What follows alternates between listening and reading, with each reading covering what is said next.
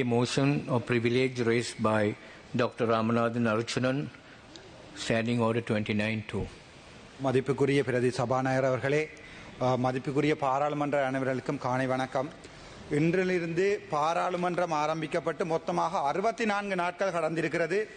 இன்றைய தினம் எனது முறைப்பாடு, எனது பாராளுமன்ற சிறப்புரிமை மீறப்பட்டிருக்கின்றது என்றது தொடர்பான எனது முறைப்பாட்டின் 36வது நாள் கடந்திருக்கிறது. உங்களுக்கு தெரியும், பாராளுமன்றத்திலே ஒரு பாராளுமன்ற உறுப்பினர் மக்களால் தெரிவு செய்யப்படுகின்ற போது மக்களின் பிரச்சனைகளை கதைப்பதற்காக நேரம் ஒதுக்க வேண்டும். அதற்காகத்தான் விகிதாசார முறை இருக்கிறது. இன்றிலிருந்து 64 நாட்கள் முதன்முறையாக நான் முறைப்பாடு செய்து 36 நாட்களின் பின்னர் எனது நேரம் ஒதுக்கவில்லை என்பதற்கான விடயத்தை பாராளுமன்றத்துக்கு சொல்வதற்கு முதலாவதாக இந்த பாராளுமன்றம் சந்தர்ப்பம் தந்திருக்கிறது. அந்த விதத்திலே எனது அரசாங்கத்தில் எனது நிலைப்பாடை நான் மாற்றிக்கொள்கிறேன். 64 நாட்கள் நான் காத்திருந்தேன் எனக்கு கதைப்பதற்கு நேரம் கிடைக்கும் என்பதற்காக. ஆனால் 36வது நாள் எனது முறைப்பாட்டின் பின்னர் 3 கமிட்டி அமைக்கப்பட்டிருக்கிறது.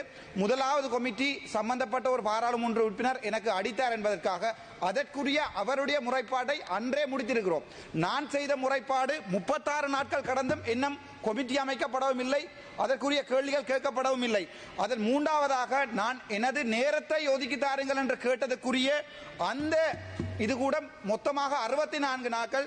நான் இதிலே இந்த கடிதத்திலே சொல்லியிருக்கிறேன். இந்த கடிதத்திலே சொல்லப்பட்டிருப்பது ஆங்கிலத்தில் என்பதால் நான் தமிழில் கதைக்க விரும்புகிறேன். என்னுடைய தமிழ் மக்கள் இதை தெளிவாக புரிந்து கொள்ளணும். ஏனென்றால் 64 நாட்கள் ஒரு பாராளுமன்ற உறுப்பினரை கதைப்பதற்கு தாங்கள் இடம் கொடுக்காவிட்டால் அது அரசாங்கத்தினுடைய வெட்கங்கெட்ட செயல்.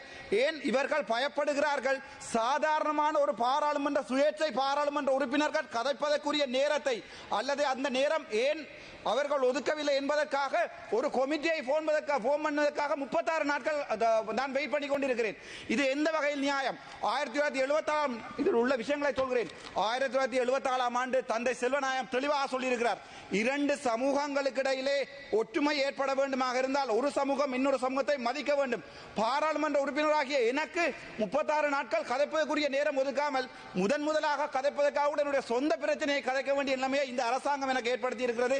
இன்றிலிருந்து இந்த அரசாங்கத்துக்கு என் மனதால் கொடுக்கின்ற சகல சப்போர்ட்களை நான் இல்லாத செய்கிறேன். இன்றிலிருந்து உண்மையான எதிர்க்கட்சியாக நான் இருப்பேன். ஆனால் நீங்கள் இன்றிலிருந்து ராமநாதன் அர்ச்சுனாவுடன் நீங்கள் கை நீட்டியதற்கான எனக்கு வழக்குகள் போடப்பட்ட 24 வழக்குகள், ஒரு தனிப்பட்ட வழக்கு கூட நான் வைத்தியராக இருந்தவரை இதுவரை போடப்பட்டதில்லை. 24 வழக்குகள் போடப்பட்டிருக்கிறது.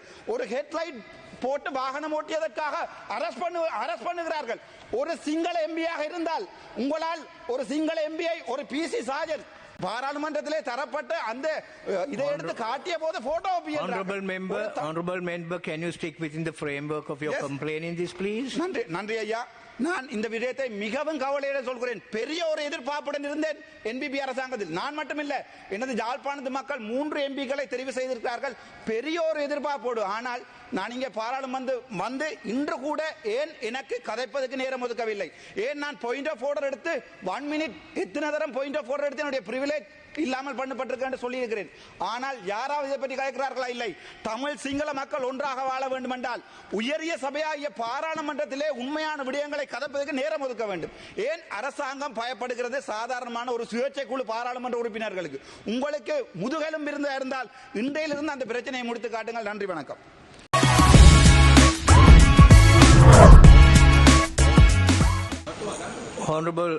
Honorable Archuna. කරු කතානායකතුමා, මට මේක සිංහලෙන් කියන්න කැමැති. විමල් හොනරබල් මෙම්බර් මට කියලා තියෙනවා මම කරප වරදක් කියලා.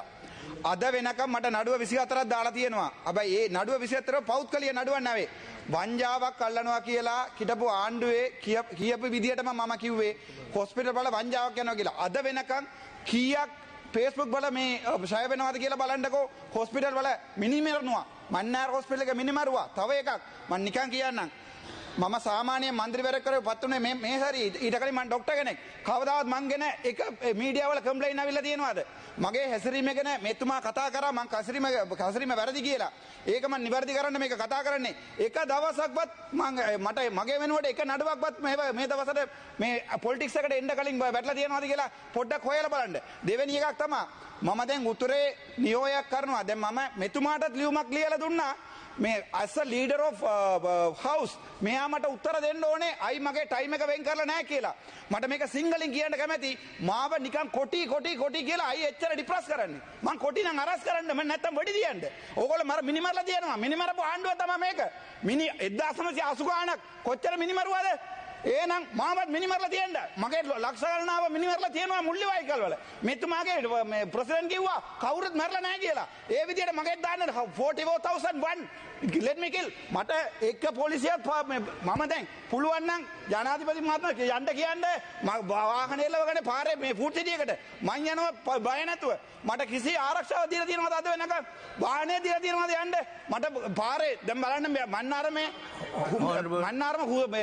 මගේ ඉස්සර දෙන්නෙක් මරුවා දෙයිවල එන එක්කෙනෙක් මරුවා මාව වරුවත් වාග්ගීම කියනවා මේ ආණ්ඩුව